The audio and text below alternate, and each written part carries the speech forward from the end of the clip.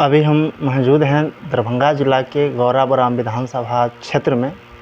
आज हम बात करेंगे गौराबौराम विधानसभा क्षेत्र के एक भावी प्रत्याशी कैलाश चौधरी जी हैं। उनसे आइए हम बात करते हैं कि जो लोगों के बीच जा रहे हैं उनका क्या मुद्दा रहेंगे और क्या मुद्दा के साथ लोगों के बीच जा रहे हैं। सबसे पहले तो आपका नमस्कार। जी धन्यवाद। सबसे पहले आपके चैनल के सभी दर्शकों को मेरी ओर से हार्दिक शुभकामना और आपको भी धन्यवाद।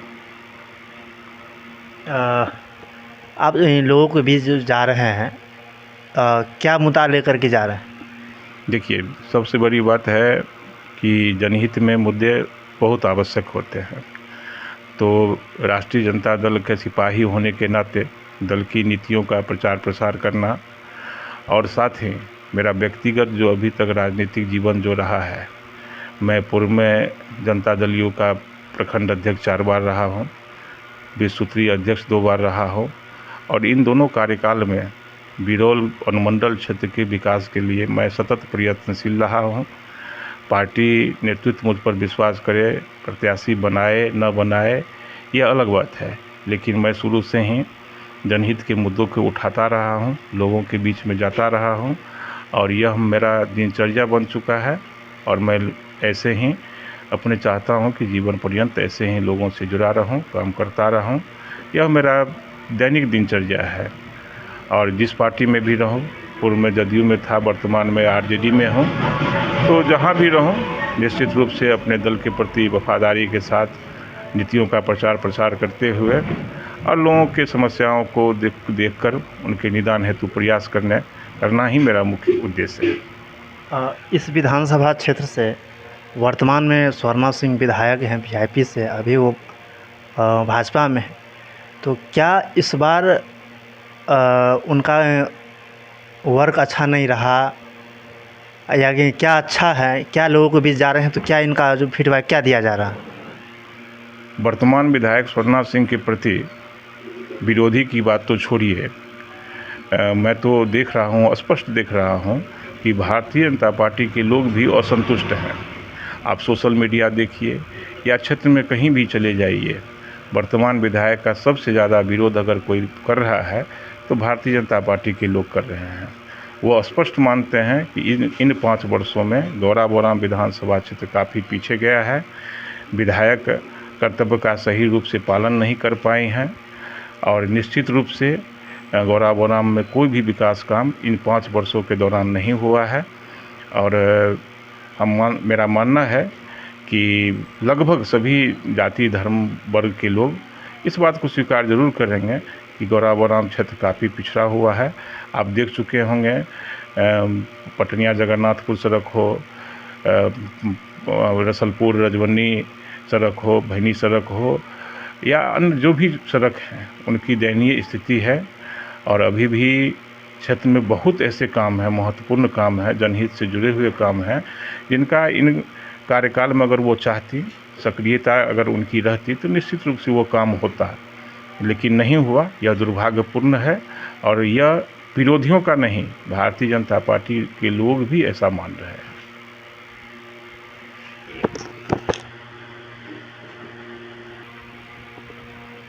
आप कह रहे हैं जो बीजेपी की बात, आपके जो नेता हैं तेजस्वी प्रसाद यादव, वो कह रहे हैं जो हमारे एमवाई समीकरण को लेकर के चल रहे हैं, एमवाई समीकरण की पार्टी है।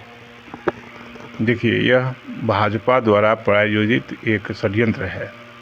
कोई भी पार्टी किसी जाति विशेष की नहीं होती है और यह विरोधियों के द्वारा, भारतीय जनता पार्टी के द्वारा ऐसा प्रचारित किया गया, जानबूझकर प्रचारित किया गया कि आरजेडी एमवाई की पार्टी है।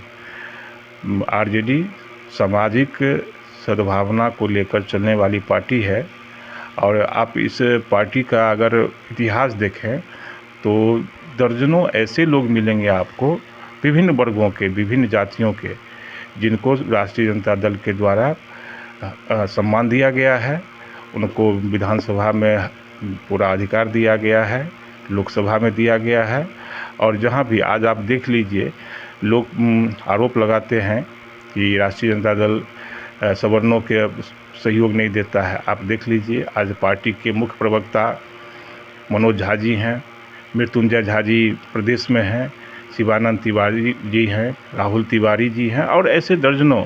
आज वर्तमान में दरभंगा जिला की बात अगर आप करें तो ललित नारायण मिश्र जी के पोते बिजाऊ के लड़के ऋषि मिश्रा जी पार्टी में हैं। विधान परिषद का चुनाव जब लड़ा गया तो यहाँ के प्रत्याशी अनिल झा जी बनाए गए और अलीनगर में विनोद मिश्रा जी बनाए गए। ऐसे तमाम बिहार में दर्जनों ऐसे उदाहरण हैं जिसमें राष्ट्रीय जनता दल ने यह साबित किया है कि यह A to Z की पार्टी है और हमेशा समाज के सभी वर्गों को साथ लेकर चलने वाली पार्टी है। आप कह रहे हैं A to Z सभी को लेकर के चलने की बात कर रहे हैं। देखें जो 2 दिन पहले जो रैली हुई थी उस ट्रक पे चढ़ने के लिए जो है कई नेता थे, लेकिन पप्पू यादव हो, कन्हैया कुमार जी हो, उस पर नहीं चढ़ने दिया। क्या महागठबंधन में कुछ सही नहीं चल रहा है? देखिए, भाजपा का आदत रहा है कि यह छोटी छोटी बातों को ज़्यादा तुल देकर तिल का तार बनाती है, लेकिन जब खुद पर आता है तो यह चुप्पी साध लेते हैं। आपको याद होगा कि प्रधानमंत्री आदरणीय मोदी जी का जब कार्यक्रम यूपी में हुआ था तो किस प्रकार वहाँ के मुख्यमंत्री आदित्यनाथ योगी जी कार के पीछे पीछे चल रहे थे और प्रधानमंत्री जी कार पर बैठे हुए थे। लोगों ने उस वक्त जब इस बात की चर्चा की तो भाजपा द्वारा कहा गया कि ये कोई बड़ी बात नहीं है, यह छोटी मोटी बात है।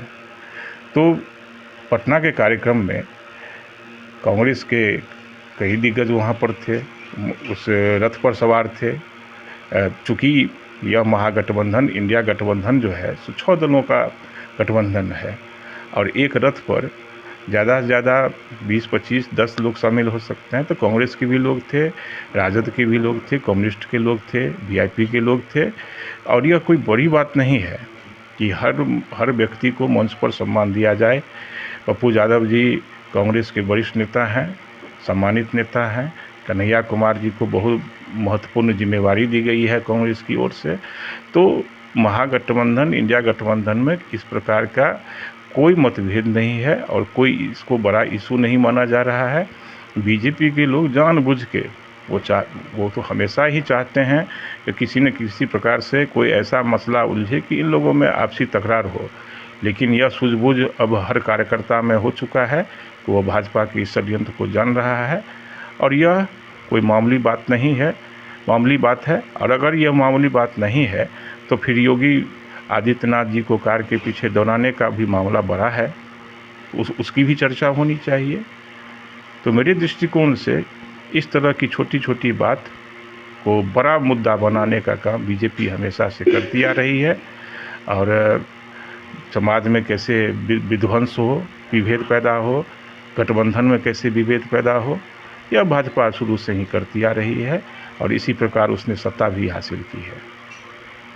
तो महागठबंधन से इस बार मुख्यमंत्री सीएम उम्मीदवार कौन होंगे? कन्हैया कुमार होंगे, तेजस्वी यादव होंगे या वीआईपी से मुकेश सहनी होंगे?